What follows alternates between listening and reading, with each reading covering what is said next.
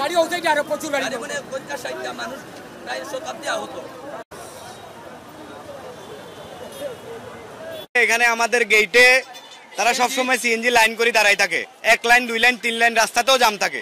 জাম থাকার প্রেক্ষিতে আমরা একজনে বলছে যে তোমরা গাড়ি একটু সরাও, আর একজনের একটা মাল আসিল একটা সামনের দোকানদারের, বলছে মালগুলো হরাও, তারা গাড়ি থাকতো, বললো তো আমরার মাল থাকতো না, আমরা মার্কেটের সামনে, তোমার গাড়ি থাকতো নি।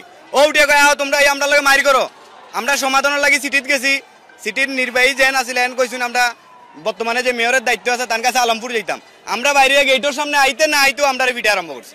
আমরা মার্কেটে যাইবার লাগি দেন না।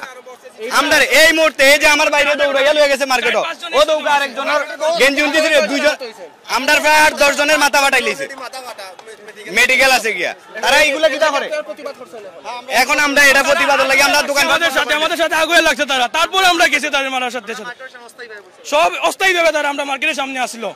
এখানে কোনো সিএনজি নাই, কিছু বললেই তারা উপরেই লাগে আমাদের সাথে মাইর করতে।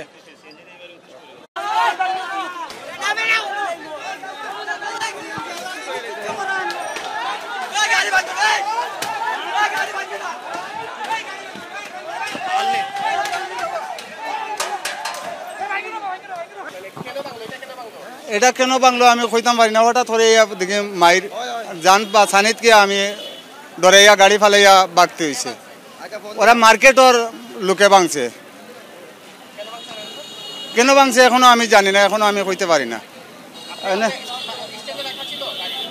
জি স্ট্যান্ডও ছিল, আমিও বাই দিয়ে আওয়ার পথে আসলাম, আর দেখে আর ইয়া গাড়ি লইয়া আর যাইতে পারছি না, না পাওয়ায় আর ইয়া তোমার গাড়ি এখন ভাঙ্গিয়া তারা ইয়ে করছে। অনেক ছায়া দিকে আমি যদি কেন উপায় এতে আমারে মানুষে মারবো।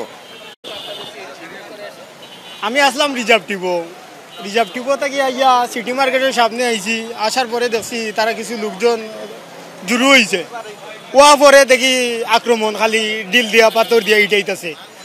আমি গাড়ি থেকে নামছি, নামা পরে আমি চলে আইছি, আইসা দেখি গাড়ি ভাঙচুর। সিটি মার্কেটে যারা লোক আছে তারা